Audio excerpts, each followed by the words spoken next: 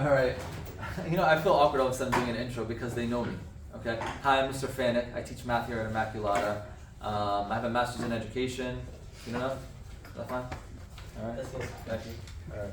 Teaching dilations today. Dilations are the fourth type of transformation, but it's actually not just dilations. It's dilations, stretches, and compressions. If I'm going to be accurate with everything I'm teaching. Mr. Fan, Yes. you can't see. Really? Oh yeah, you can.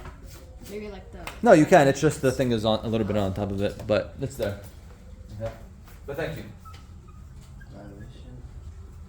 All right, dilation, stretches, and compressions.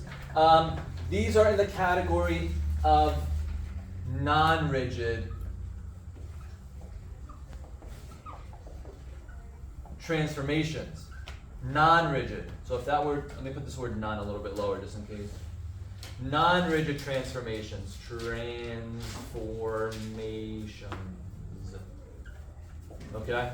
They change the size, they change the shape. Okay? But watch this, guys. Ready to learn this in about 30 seconds flat? A minute. I said 60, actually. Okay? All right. So you guys are used to seeing the rules. Like for a translation, it's x comma y becomes... this is translations, by the way. I'm just going to put this here so we don't get it confused. Translation. So x comma y, for instance, in the coordinate notation rule, can somebody give me an example? Negative y. Huh? Negative x y. No, none of those. Like x plus Thank y you. plus X plus what? Give me an example. 2. X plus And 2, y plus 3. y plus 3. I did say I didn't say transformations. These are translations, not transformations. Y plus 3. All right, here's an example of a translation coordinate rule. We've also seen examples of like reflections, right? Can somebody give me an example of that? X comma y becomes Harrison, yeah. Any one of them. I know there's different ones, but it's just an example. All right, example. Example. Y minus 1.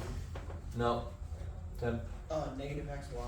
Negative x comma y. Yes, that is one of them. Y axis. That's over the y-axis, correct. That's a great example. Oh, and Okay. you x comma negative y. That's Yeah, another. there's other examples, but now I'm going to bring it to dilations. Here, and I'm going to draw this a little bit bigger so we know this is what the lesson's on. Dilations. X comma y, the generic rule. This is not an example. The generic rule, actually let's do an example to keep the theme the same. 2x comma 2y. That's an example of a dilation.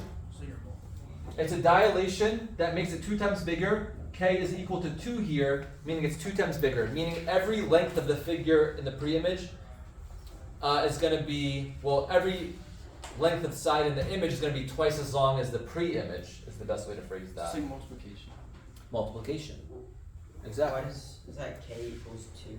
What is K equals 2. K is, oh, sorry. For this example here, my scale factor is 2. So there's a variable called K, which is used specifically for dilations, which shows how much bigger or smaller it's getting.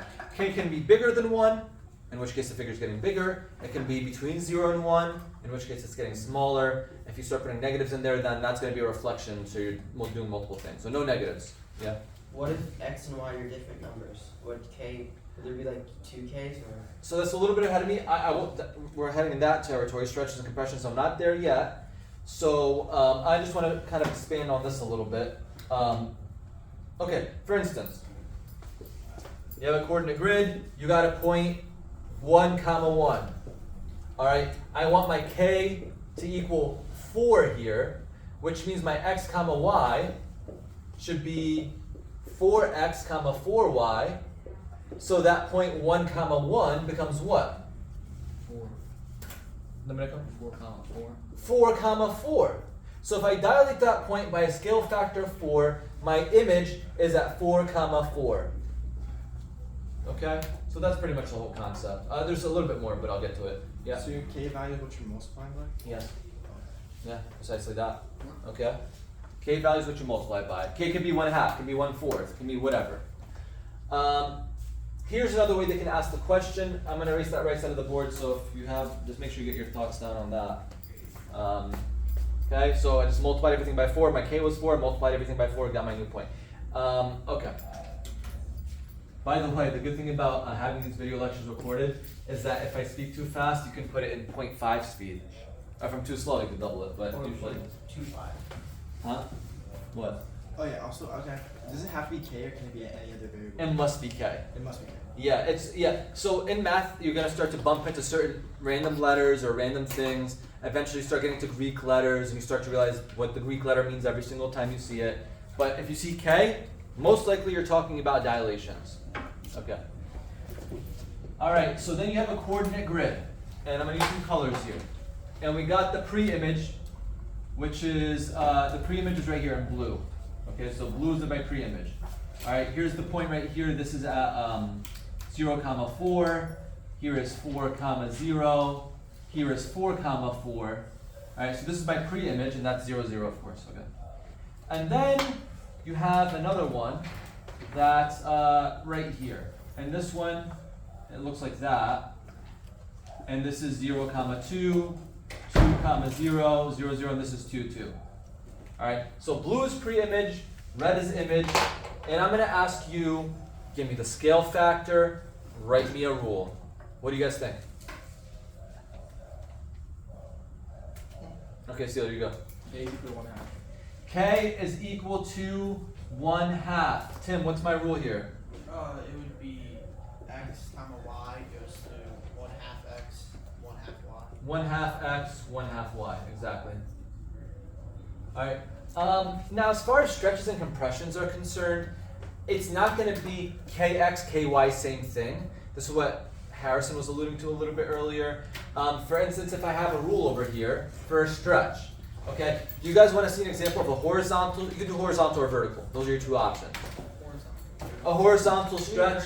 Horizontal stretch would be, okay, so I can do both. Horizontal stretch is like 2x comma y would be the rule. A horizontal compression would be like 1/3 x comma y. Those are both horizontal because it's only affecting the x, which makes sense. That makes sense. So fatter, thinner. That's what you're doing here with horizontal stretches and compressions. Okay? So Vertical, can you guys tell me what the vertical is So actually? vertical Just y, same thing for the Y. Why? So can you give me an example of a vertical, Jack?